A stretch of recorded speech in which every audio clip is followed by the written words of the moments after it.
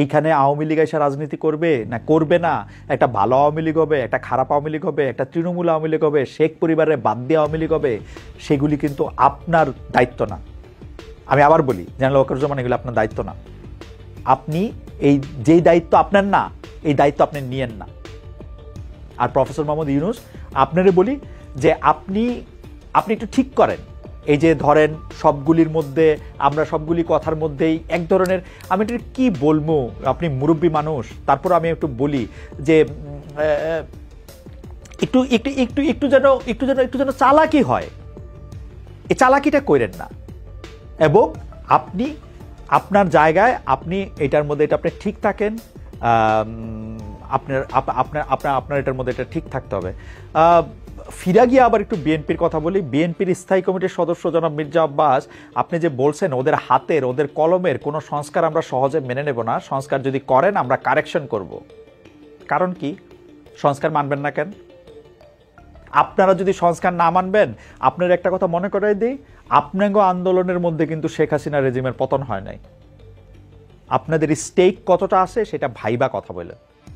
উচিত কথা নিয়ে আরও অনেক কথা বলতে হবে, দেশের রাজনীতি উচিত কথা নিয়ে না, মানে উচিত কথায় আরও অনেক কথা নিশ্চয়ই আমাদের বলতে হবে, আমরা এগুলি বলতে চেষ্টা করব। কিন্তু আমরা সাধারণ যারা জনগণ আসি, তাদের কি হয় জানেন, ওই পাটা আর পুতার ঘষাঘষিতে আমাদের প্রাণ যায়। এখন তার পাটা আর পুতা না, পাটা পুতার লগে নোরা, শিল, আরও 4 ধরনের জিনিস এসা জুটতাছে। আমগরে দয়া করে একটু মাফ করেন। আমাদের মানে এমন না যে বাংলাদেশের সব সমস্যার সমাধান হয়ে গেছে, বাংলাদেশে প্রচুর সমস্যা আছে। আমাদের ভাইরা এই মধ্যপ্রাচ্যে গরমের মধ্যে এই রাস্তা ঝাড়ু দিতেছে, সেই টাকা দিয়ে ফুটানি করতেছেন। আমাদের গার্মেন্টসের যারা আমাদের ভাই বোনেরা আছেন, তাদের কষ্টে কিন্তু এই ফুটাঙ্কি করতেছেন। এই ফুটাঙ্কিটা বাদ দেন, দেশের কথা একটু ভাবেন সবাই মিলে। আর এই যে মানে ঝামেলা তৈরি করে গায়ের উপরে আইনেন না।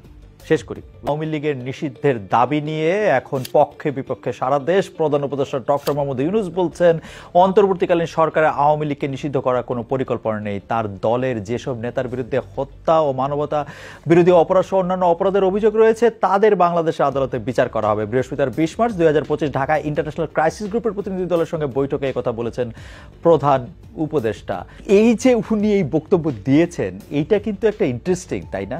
এর আগেও এই প্রশ্নের সম্মুখীন তিনি যখন হয়েছেন, তিনি বা তার সরকারের অন্যান্য সদস্যরা কিন্তু বলেছেন এটা নির্বাচন কমিশনের ব্যাপার, এইটা আসলে পরবর্তীকালে বিচারালয় এটা ঠিক করে দিবে, আমরা এটা নিয়ে আসলে কি বলতে পারবো, আমরা সম্ভাব্য এদের বিচার চাই। এবার কিন্তু তিনি পরিষ্কার করে বললেন অন্তর্বর্তীকালীন সরকার কিন্তু এটা করতে পারবেন না। এই দেশি বিদেশি বিভিন্ন গণমাধ্যম, বিদেশি সংস্থা, কূটনীতিক সবাই আওয়ামী লীগের ভবিষ্যৎ নিয়ে নির্বাচনে অংশ করতে পারবে কিনা, নিষিদ্ধ করতে পারবে কিনা, এই বিষয়ে ডক্টর ইউনূস ক্ষমতা আসার পর থেকে আমরা খেয়াল করেছি কিন্তু প্রশ্নের অনেক উত্তর দিতে হচ্ছে। আওয়ামী লীগ নিষিদ্ধ করা হবে এটা কখনোই প্রধান উপদেষ্টা যেমন বলেননি, আবার এই সরকার যে করতেই পারবেন না সেটাও তিনি কখনো বলেন নাই। মানে তিনি বরং একটা মাঝামাঝি অবস্থানে গিয়েছেন। কখনো এরকম বলেছেন যেহেতু বিএনপির মতো বড় দলগুলি চায় না আওয়ামী লীগ নিষিদ্ধ হবে না, তাই নির্বাচনে আসতে বাধা আছে কি বাধা নেই সেটা আসলে নির্বাচন কমিশন ঠিক করবে।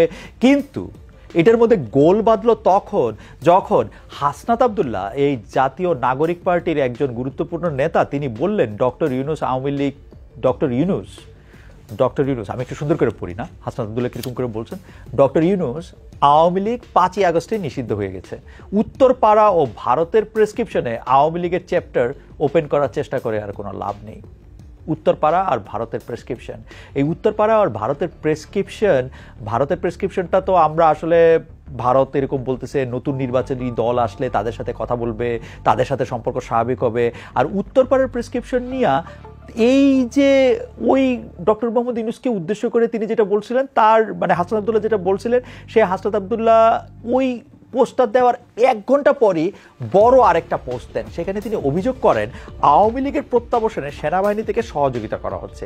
এ নিয়ে হাসনাতদের নাকি তিনি একটা টাইমলাইনও দেন, 11 মার্চ ক্যান্টনমেন্টে বৈঠক করবে সেনাবাহিনী। সেখানে বৈঠক করে সেনাবাহিনী, আসলে বৈঠক করে ফেলছে।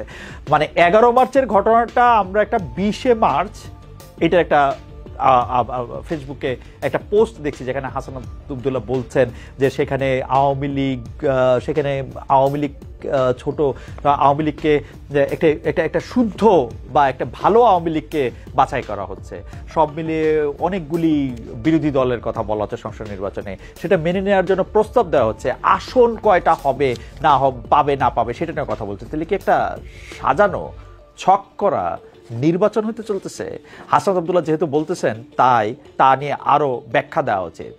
এই জাতীয় নাগরিক পার্টি কিন্তু এই ব্যাখ্যা, অনেকে যখন এই প্রশ্নটা করেছেন যে আসলে হাসনাত আব্দুল্লাহ তো জাতীয় নাগরিক পার্টির প্রধান নন, জাতীয় নাগরিক পার্টির প্রধান হচ্ছেন নাহিদ, জনাব নাহিদ ইসলামকে না ডেকে, তারপরে হচ্ছে জনাব আক্তারকে না ডেকে কেন হাসনাত সাহেবকে ডাকা হলো, কেন হাসনাত সহ অন্য দুজন যাদের নাম তিনি করছেন না তাদের নাম ডাক বলা হলো, সেটি নিয়ে অনেকে আসলে সন্দেহ পোষণ করছেন। তবে এই সন্দেহের ক্ষেত্রে কিন্তু আমরা পরপরই জনাব নাহিদ ইসলামের ফেসবুক স্ট্যাটাসে তিনি এটি অতি গুরুত্ব দিয়ে শেয়ার করেছেন। জাতীয় নাগরিক পার্টির পক্ষ থেকে একটি অতি গুরুত্বপূর্ণ বা জরুরি প্রেস বিজ্ঞপ্তি সব জায়গায় পাঠানো হয়েছে, যেখানকার একটা লাইন আমরা এরকম পড়তে পারি। তিনি ডক্টর মোহাম্মদ ইউনূসকে উদ্দেশ্য করে বলতেছেন, সম্প্রতি অন্তর্বর্তীকালীন সরকারের প্রধান উপদেষ্টা মন্তব্য করেছেন আওয়ামী লীগ নিষিদ্ধের কোনো পরিকল্পনা সরকারের নেই। আমরা তার এই বক্তব্যের তীব্র নিন্দা জানাই।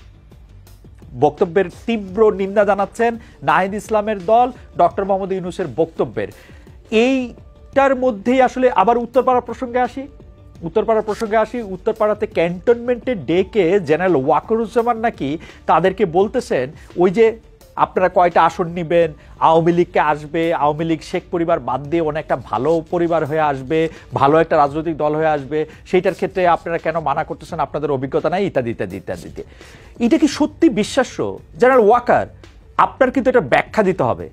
আপনি কিন্তু এটা ব্যাখ্যা দিবেন, কিন্তু আপনি সত্যি সত্যি এই আসন্ন জাতীয় নির্বাচন, আওয়ামী লীগ আসবে কি আসবে না, এগুলো আপনি এখানে বসে বসে ঠিক করতেছেন কিনা, এটা কিন্তু আপনার ব্যাখ্যা দিতে হবে। আপনার কিন্তু মনে থাকবে, আপনি যদি এটা ভালোর কারণেও করে থাকেন, আপনি যদি কারো ভালো করার জন্য এটা করে থাকেন, তবুও কিন্তু আপনি এটার ব্যাখ্যা দিবেন। এটার ব্যাখ্যা আপনি আজকে বর্তমানের খাতিরে দিবেন। যেই অতীত, যেই জুলাই আগস্টের রক্তের উপর দাঁড়া হয়ে এই নতুন বন্দোবস্ত আসছে, নতুন সরকার আসছে, সেই খাতিরে দিবেন। যেই ভবিষ্যতের দিকে আমরা তাকায় আসি, সেই ভবিষ্যতের খাতিরেও আপনি কিন্তু এই ব্যাখ্যা দিবেন। আপনি ব্যাখ্যা দিবেন জেনারেল ওয়াকার, যে আপনি আসলে বাংলাদেশের রাজনীতিতে কারা পরবর্তী সময় ক্ষমতায় আসবে কি আসবে না তা আপনি এখানে বসে বসে ঠিক করতেছেন কিনা। আপনি কিন্তু ব্যাখ্যা দিবেন আপনি একটি ভালো আওয়ামী লীগের এখানে পুনর্বাসন হোক সেটার ঠিকাদারি নিছেন কিনা। আপনি কিন্তু এটা ব্যাখ্যা দিবেন। জেনারেল ওয়াকারুজ্জামান আপনার একজন পূর্বসূরি ছিলেন, তার নাম জেনারেল মঈনুদ্দিন। জেনারেল মঈনুদ্দিনও কিন্তু দেশের ভালো করতে গেছিলেন, অন্তত তার বই খাতা পড়ে এরকমই মনে হয়। ভালো করতে গিয়ে উনি কি করছেন সেটা নিশ্চয়ই আপনি মনে থাকার কথা। ওই সময় আপনি অনেক গুরুত্বপূর্ণ কর্মকর্তা। কিন্তু আমি আপনার কাছ থেকে এটার ব্যাখ্যা চাই। আপনি কিন্তু সব বিষয়ে কিন্তু আপনার অবস্থান পরিষ্কার করেন, আপনি কিন্তু কথা বলেন, আমাদের সাথে কথা না বলতে পারেন। আপনার কি বলে জানি, আপনার এটাকে জানি কি বলে, আইএসপিআর দিয়ে আপনি জানাবেন জনাব হাসনাত আব্দুল্লাহ এটা ঠিক বলছে কি ঠিক বলে নাই, আপনারা হাসনাত আব্দুল্লাহকে ডাইকা নিয়ে এগুলি বলতেছেন কিনা এটা জানাবেন, ঠিক আছে? আমি যেটা বুঝতেছি না এবং যেখানে আমার একটা কনসার্ন, সেটা হচ্ছে যে কোনো একটা গ্রুপের বা কোনো একটা চক্রের কোনো একটা কায়েমি স্বার্থবাদী জায়গার কথা শুই নাকি এই মুখোমুখি করা হইতেছে সেনাবাহিনীর সাথে অন্য কারো। আমরা কিন্তু এর নানা রকম লক্ষণ দেখছি। গত সপ্তাহে কি হয়েছে, তুলসী গ্যাবার্ড কি বলছে, সেটার ব্যাখ্যা সরকার কি দিছে, সেইটার ব্যাখ্যা নিয়ে আরও কত চর্চা হয়েছে, সেগুলি কিন্তু আমরা দেখছি। আমি কিন্তু আবারও দেখতেছিলাম যে যদিও আমরা মুখে বলতেছি তুলসী গ্যাবার্ড যেগুলি বলতেছেন সেগুলির আমরা যথেষ্ট পরিমাণে প্রতিবাদ করছি, কিন্তু সরকারের যেসব জায়গায় জায়গায় যেগুলি ঠিক করার কথা সেগুলি তারা ঠিক করছেন কিনা সেটাও একটু দেখে নিয়েন। জেনারেল ওয়াকার, আপনি আপনার বক্তব্য পরিষ্কার করেন, কিন্তু এদিকে আসিফ মাহমুদ সজীব ভুঁইয়া সরকারের আরেকজন উপদেষ্টা, তার একটা ভিডিও ট্রেলার দেখলাম, যে সাক্ষাৎকারের ট্রেলারটাই মাত্র দেখছি, সেই ট্রেলারটার মধ্যে দেখা গেছে জেনারেল ওয়াকার নাকি ডক্টর ইউনূস এই তত্ত্বাবধায়ক সরকারের প্রধান হবেন এই প্রসঙ্গে তিনি একটা ভেটো দিছিলেন। তিনি বলছিলেন যে এটা একটা নো, কারণ তিনি একজন কনভিক্ট, তাকে এই সরকারের প্রধান করা এটা ঠিক করা হবে না। তার চেয়েও বড় ইন্টারেস্টিং ব্যাপার আছে, কিন্তু তার চেয়েও বড় ইন্টারেস্টিং ব্যাপার হচ্ছে বিএনপির জ্যেষ্ঠ যুগ্ম মহাসচিব রুহুল কবির রিজভীর কথা শুনছেন। তিনি বলতেছেন আওয়ামী লীগের যারা অপরাধী তাদের বিচার নিশ্চিত হওয়ার পর যারা হত্যা লুটপাটে জড়িত নয় তাদের যদি জনগণ রাজনীতি করার সুযোগ দেয় আমাদের কিছু বলার নেই। জনগণ রাজনীতি করার সুযোগ দেয় বলে আসলে কি বুঝাতে চাচ্ছেন? আমি আমি আমি আমি কিন্তু আপনাদের কথা আসলে ঠিক বুঝতে পারতেছি না। মানে আপনারা আপনারা কি চাচ্ছেন? মানে এই আওয়ামী লীগ নিয়ে সমন্বয়করা যেমন কঠোর অবস্থানে, বিএনপি যে তেমন কঠোর অবস্থানে নাই, সেটার কি কোনো একটা নির্দিষ্ট কারণ কি আছে আসলে? নাকি শত্রু বন্ধু এই ফর্মুলাতে এখন সমন্বয়করা শত্রু, এখন সমন্বয়কদের শত্রু হচ্ছে আওয়ামী লীগ, তারা আপনার কিছুটা বন্ধু? মানে কেন এটা? আপনি দেখেন বিএনপি শীর্ষ নেতারা সবসময় আওয়ামী লীগ নিষিদ্ধের বিরুদ্ধে অবস্থান নিচ্ছেন, তারা বিচার চাইছেন, কিন্তু আওয়ামী লীগের নির্বাচনে অংশ নেওয়ার বিষয়টি জনগণের উপরে ছেড়ে দিতে চাইছেন বিএনপি। মানে আমি কোনো দল নিষিদ্ধ করার পক্ষে না, আমি কোনো কিছু নিষিদ্ধ করার পক্ষে না, কিন্তু আবার আমি এইটাও বলার পক্ষে না যে এইটা আসলে স্থির করবে হচ্ছে জনগণ। আপনার পজিশনটা আপনি জানান, আপনার পজিশনটা কি? বিএনপি যদি দাবি করে তাহলে আওয়ামী লীগকে নিষিদ্ধ করা, নির্বাচনে বিরত রাখার সিদ্ধান্ত তো মনে হয় অন্তর্বর্তী সরকার নিতে পারত, তাই না? আমি জানি না মানে বিএনপির জায়গাটা কোনটা। আমি কিন্তু বুঝি যে বিএনপি এখন বড় দল হিসেবে ইলেকশন করতে চাইতেছে। এখন যখন একটা বড় দল ইলেকশন করতে চায়, একটা বড় দল যখন ইলেকশন করতে চায়, তখন বড় দলটার যদি মনে হয় আমরা ইলেকশন করতে পারতেছি না, কারণ এই সরকারের মেয়াদ 3 বছর 4 বছর বা আরও 2 বছর 3 বছর এরকম থাক, এইটা চাইতেছে কেউ যদি এই বিএনপি মনে করে যে এই জাতীয় নির্বাচনে করতে অন্তর্বর্তী সরকার গড়িমসি করছে, কিংস পার্টির পক্ষে সরাসরি অবস্থান নিচ্ছে, তাহলে বিএনপির অবস্থাটা কি হওয়া উচিত? স্ট্র্যাটেজিক্যালি বিএনপির বলা উচিত যে বিএনপি এখন নির্বাচন ছাড়া আর অন্য কোনো কিছু ভাবছে না। কিন্তু দেখেন বিএনপির সামনে এই তথাকথিত কিংস পার্টি বা সরকার কথাটা কি বলতেছে? সরকার কি একবারও বলছে, ডক্টর মোহাম্মদ ইউনূসকে একবারও বলছে যে উনি আরও আজীবন ক্ষমতায় থাকা যাবে, উনি ইলেকশন দিবেই না, 2 বছর 3 বছর 5 বছর পরে ইলেকশন দিবে? এটা কিন্তু বলতেছে না। তারা বলতেছে সংস্কারের কথা। এই জায়গাটা আমার কাছে একটু ইন্টারেস্টিং লাগে। তারা যেসব সংস্কারের কথা বলছে, ধরা যাক সংবিধান সংস্কারের প্রসঙ্গে আসেন, সংবিধান সংস্কারে আমি ধরে নিলাম প্রফেসর আলী রিয়াজের কমিটি যেই সংবিধান সংস্কারের কথা বলছেন, সেই কমিটির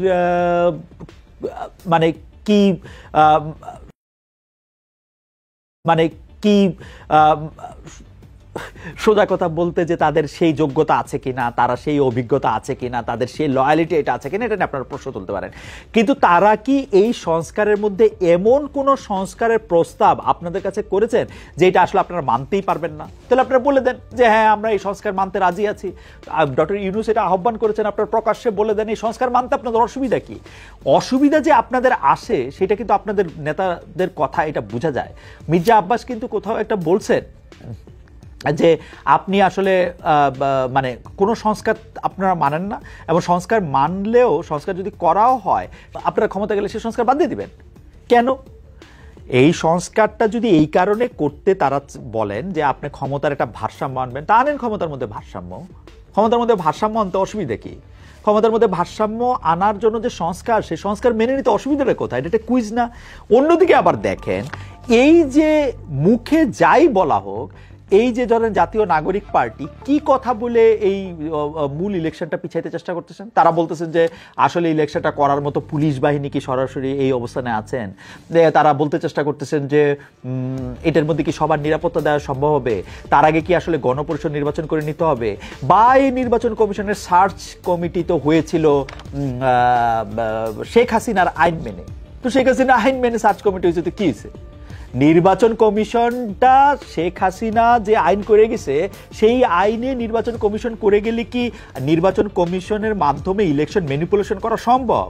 আর যদি এটা সম্ভব হয় তাহলে সেই ম্যানিপুলেশনটা কে করবে? দলে তো আছেন আপনারা, এবং আপনারা যাকে নিয়োগ দিয়েছেন বলে সে নিজের মুখে স্বীকার করছেন সে ডক্টর মোহাম্মদ ইউনূস। তো আপনারা তো অবশ্যই সবার আগে আপনারা চাইবেন যে ইলেকশনটা হোক, যদি ম্যানিপুলেশনও হয়। কি জন্য আপনারা এটা মানা করতেছি সেটাও বুঝতেছি না, বিএনপি কেন সংস্কারের কথা উঠলে বিএনপির গায়ে জ্বর আসে সেটাও বুঝতেছি না। মানে এই যে আপনারা একটা ঝগড়া মারামারি একটা এমন অবস্থা সৃষ্টি করে রাখছেন সেটা কেন সেটাও আমি বুঝতেছি না। আমারে আপনি কইতে পারেন যে আমি অত্যন্ত সরলভাবে এগুলি বলে যাচ্ছি, এর ভিতরে ভিতরে অনেক কথা আছে। ভাই আবার আসেন ভিতরে ভিতরে কথাগুলির সমীকরণের মতো করে সাজাই। বিএনপি কি চায়? বিএনপি ইলেকশন চায়। আপনারা কি চান? আপনারা বলতেছেন আপনারাও ইলেকশন চান। তো ইলেকশন কখন চান? সংস্কারের পরে চান। তো সংস্কার করতে পরে চান, যে সংস্কারের পরে এই সংস্কারটা মানতে বিএনপির কি অসুবিধা? আমি এটা বুঝতেছি না। আপনারা সংস্কারের মধ্যে এমন কি বলছেন যেটা বিএনপি এখন মুখ দিয়ে বলতে পারতেছে না এই সবগুলি সংস্কার বা অধিকাংশ সংস্কার বা এই কটা সংস্কার আমরা স্বীকার করি। আর আপনাদেরও বা কি সমস্যা? আপনারা যদি মনে করেন নির্বাচন কমিশনের মধ্যে থেকে যে নির্বাচন কমিশন আছে সেই নির্বাচন কমিশনের ম্যানিপুলেট করা সম্ভব, ভাই পাওয়ারে তো আপনারা। আর কেমনে ম্যানিপুলেট করা সম্ভব? আপনারা সব জায়গায় মনে করেন, এই যে একটু আগে বললাম যে হ্যাঁ সেনাপ্রধান যেটা বলছেন আপনাদের ডাইকা নিয়ে যদি এগুলি বলে থাকেন খুবই অন্যায় কাজ করছেন। এদিকে আমি মনে করি হাসনাত আব্দুল্লাহ একদম ঠিক আছে যে সেনাপ্রধানের কথা উনি শুনেন নাই। আবার পাশাপাশি আপনারা যে সব কিছুর মধ্যে আওয়ামী লীগের ভূত দেখতেছেন, আওয়ামী লীগ কি এত শক্তিশালী দল? অনেক সময় যে মনে করতেছেন আওয়ামী লীগ ফিরা আইসা এই করবে সেই করবে। আওয়ামী লীগ বাংলাদেশের রাজনীতিতে মানে আমি প্রথম বলবো না, সর্বতভাবে প্রত্যাখ্যাত একটা দল আওয়ামী লীগ। আওয়ামী লীগের কাছেও প্রত্যাখ্যাত। আমি কয়েকদিন আগে আওয়ামী লীগের লোকজনের স্ট্যাটাস দেখতেছিলাম, তারা একে একে নাম করে শেখ হাসিনার আশেপাশে যে 4-5 জন আছে তাদের কথাও তারা বলতেছিলেন যে তাদের কারণে আজকে এই অবস্থা হয়েছে। সেই আওয়ামী লীগের নিয়ে এত ভয় পাওয়ার কি আছে? ইলেকশনের আগে আপনারা বলতেছেন যে ধরেন গণপরিষদের নির্বাচন হইতে হবে বা গণপরিষদ নির্বাচন পাশাপাশি হইতে পারে, এগুলি সবই ভালো কথা। কিন্তু এই সবগুলি ভালো কথার মধ্যে সবগুলি ভালো কথার মধ্যে প্রবলেমটা কোন জায়গায় জানেন? অনেকগুলি খারাপ কথাও মিশা থাকে। কতদিন আগে আমরা দেখলাম জনাব আসিফ মাহমুদ সজীব ভাইয়া আপনি নাকি নিয়োগ দিতেছেন প্রশাসক আপনার পছন্দে, পরে আবার আপনার একটা ফেসবুক স্ট্যাটাস দেখতেছি যে আপনি এটা দেন নাই। আপনারা নাকি ওয়াসাতে লোক নিয়োগ দেন গো ভাই গো বোনরা, আমার ওয়াসাতে লোক নিয়োগ দেন টাকা নিয়া তদবির কইরা। এইটা যে আপনারা করতেছেন কি করতেছেন না এটা আপনারা পরিষ্কার করেন এবং দয়া করে এগুলি আর কইরেন না, এগুলি কইরেন না। কারণ সন্দেহটা দেখা দেয় কখন? যখন আমরা ইলেকশনটার ক্ষেত্রে আপনাদের পিছায় দেওয়াটা আপনাদের চাওয়া দেখি, এবং যখন দেখি যে আপনারা মনে করতেছেন এই সরকারে না থাকলে আর আপনার অস্তিত্ব থাকবে না, তখন আমাদের এই সন্দেহটা দেখা দেয়। সরকারে না থাকলেও আপনাদের অস্তিত্ব থাকবে। আপনারা সৎ এবং ভালো রাজনীতি করেন। নতুন রাজনৈতিক বন্দোবস্তের কথা বারবার প্রতিদিন আমি এটা আপনাদের স্মরণ করায় দিব। নতুন রাজনৈতিক বন্দোবস্তের কথা যে আপনারা বলে আসছেন, নতুন দল গঠন করছেন, সেটা আপনারা করেন। আবার একটু ডক্টর মোহাম্মদ ইউনূসের কথায় ফিরে আসি। ডক্টর মোহাম্মদ ইউনূস আপনি কি সত্যি মানে এই আপনি আপনি আপনি আপনি আপনি কি সত্যি সরকার প্রধানের দায়িত্ব ঠিকঠাক পালন করতেছেন? মানে আপনার বলতে এটা কেমন শোনায়? আপনি বাংলাদেশের আমাদের ছোট ঘরের আপনি একটা বড় জানালা, তাই না? আপনি আমাদের আমি তো এটা বারবার সাক্ষ্য দেই যে আপনাকে নিয়ে আমি সারা পৃথিবীর মানুষের যত আগ্রহ দেখছি, এরকম কোনো বাংলাদেশি কোনো বাঙালির নিয়ে এত আগ্রহ আমি দেখি নাই। ডেফিনেটলি আরও যে নোবেল প্রাইজ পাইছেন আমাদের অন্য বাঙালি লোকজন, ধরেন অমর্ত্য সেন, অভিজিৎ সাহেব, তাদের কেউ কিন্তু আপনার ধারে কাছেও নাই। তো আপনার কি হয় আপনি আমাকে একটু বলেন তো। সবশেষ আমরা দেখলাম বিদেশ সফর করে এসে প্রধান উপদেষ্টার সঙ্গে মানে আপনার সঙ্গে যমুনায় দেখা করতে আসলেন সেনাপ্রধান। এই দেখা করতে আসলেন, তারপরের দিনই হলো আমরা একটা জিনিস জানলাম যে আপনি একদম স্পষ্ট বলে দিলেন আওয়ামী লীগকে এই সরকার আর কোনো করবে না, মানে নিষিদ্ধ করবে না। তো এটা কি উনি বলছেন? উনার বক্তব্যই আপনার মুখ দিয়ে বাইর হইলো? মানে ঘটনাটা কি আসলে? যেমন আমরা নাহিদ ইসলামের দল থেকে যে প্রেস রিলিজ দেয়া হয়েছে, সেই প্রেস রিলিজের মধ্যে কিন্তু স্পষ্ট করে নাহিদ ইসলামের প্রেস রিলিজ থেকে বলা হইতেছে আওয়ামী লীগ কর্তৃক সংগঠিত পিলখানা হত্যাকাণ্ড, শাপলা হত্যাকাণ্ড, আগ্রাসন বিরোধী আন্দোলনে হত্যাকাণ্ড, গুম, ক্রসফায়ার, ভোট ডাকাতি সহ জুলাই হত্যাকাণ্ডের বিচার প্রশ্নে কার্যকর অগ্রগতি দৃশ্যমান হয় নাই। উনি বলতেছেন দৃশ্যমান হওয়ার আগে রাষ্ট্রের দায়িত্বশীল পদ থেকে এই ধরনের বক্তব্য অনাকাঙ্ক্ষিত। আপনার বক্তব্যকে অনাকাঙ্ক্ষিত বলা হচ্ছে নাহিদ ইসলামের যে দল জাতীয় নাগরিক পার্টির দলের প্রেস রিলিজে। আসিফ মাহমুদের কথা বলতেছিলাম। আসিফ মাহমুদ সজীব ভুঁইয়া প্রথমা থেকে জুলাই আন্দোলন নিয়ে একটা বই আসছে, সেখানে কিছু প্রকাশ্যে মানে কিছু অপ্রকাশ্য বিষয় আসছে। সেখানে 5 আগস্ট হাসিনা সরকারের পতনের পর সমন্বয়কেরা তারেক রহমানের সঙ্গে বৈঠক করেছিলেন, তখন তারেক জিয়া নাকি 3 মাসের মধ্যে নির্বাচন আয়োজন করবে এমন একটা অন্তর্বর্তীকালীন সরকারের দাবি করেছিলেন। ইন্টারেস্টিং না? 5 আগস্ট আপনার আগে একটা বৈঠক করলেন, সেই বৈঠকে কে আসে কে নাই সেটা নিয়ে কার ছবি আপনি বাদ দিছেন সেইটা নিয়েও আসলে কথা উঠলো। আপনি তারপরে হচ্ছে তারেক সাহেব আপনাদেরকে 3 মাসের মধ্যে ওই ইলেকশন করবে এরকম একটা দলের কথা এটা আপনাকে বললো। এটা আপনি মানে এটা আপনাদের মুখে আপনার এই বই বাইর হওয়ার আগে আমরা শুনি নাই। এর কারণ মানে এটা কি হইতে পারে? এটার কারণ বলেন তো। জাতীয় নাগরিক পার্টির আহ্বায়ক নাহিদ ইসলাম বলতেছে নির্বাচন করতেই আমরা রাজনৈতিক দল গড়ে তুলেছি, আর এই নির্বাচন হতে হবে গণপরিষদ নির্বাচন, কারণ গণপরিষদ নির্বাচন ছাড়া নতুন সংবিধান বা সংবিধানের মৌলিক সংস্কার সম্ভব নয়। এইটা একটা ইন্টারেস্টিং পয়েন্ট না? ধরেন গণপরিষদের একবার আমরা শুনছি যে আপনারা দাবি করতেছেন যে গণপরিষদের নির্বাচন আর জাতীয় সংসদের নির্বাচন আপনারা একসঙ্গে করেন, আরেকবার আমরা দাবি করতেছি যে গণপরিষদের নির্বাচন এখন আগে করেন যেখানে সংবিধানের মৌলিক সংস্কার করতে হবে। গণপরিষদের নির্বাচন যদি আপনি এখন করেন এবং সংবিধানের মৌলিক সংস্কারগুলি যদি আপনারা করেন, এটার মধ্যে তো বছরখানেক টাইম নেবে, তাই না? বছরখানেক, তারপর আরো 1.5 বছর, তার মানে 2 বছর আরো এই সরকার থাকুক, এইটার প্রেসক্রিপশন আপনারা দিতেছেন, তাই না? এইটার কারণ কি? মানে এটার কারণ আমাকে ইয়ারা যেটা বলে সেইটা কি কারণ? মানে আপনারা আর একটু বেশি সময় চান, আর একটু বেশি সময় থাকলে আপনারা আরেকটু বেশি একটু নিয়োগ দিবেন, আরেকটু বেশি আপনারা ইফতার পার্টি করবেন, আপনাদের কে কে টাকা দেয় সেইটা একটু আপনারা গোপন রাখবেন, এটা কি কারণ? 20 মার্চ বৃহস্পতিবার সন্ধ্যায় বরিশালে জাতীয় নাগরিক পার্টির নেতাকর্মী ও স্থানীয় গণ্যমান্য ব্যক্তিদের সঙ্গে মত বিনিময় করতে গিয়ে আপনি তো এই কথা বলছেন। আপনার কিন্তু মনে আছে আপনারা যখন এখানে গেছেন অনেক লোক কিন্তু আপনাদের মানে আমি যদি সরলভাবে বলি, অনেক লোক কিন্তু আপনাদের কথা এখন পছন্দ করতেছে না। মানে এই গণপরিষদ নির্বাচনের দাবি আপনারা করলেও এই দাবিটা আপনারা যতটা মানে আগ্রহ নিয়ে করতেছেন, আর কারোর মধ্যে এই আগ্রহ দেখছেন? যদি এখন গণপরিষদ নির্বাচন করেন, ধরেন গণপরিষদ নির্বাচন করতে করতে ডিসেম্বর, তারপর আপনারা আরো 1 বছর লাগলো, তার মানে 2026 পুরো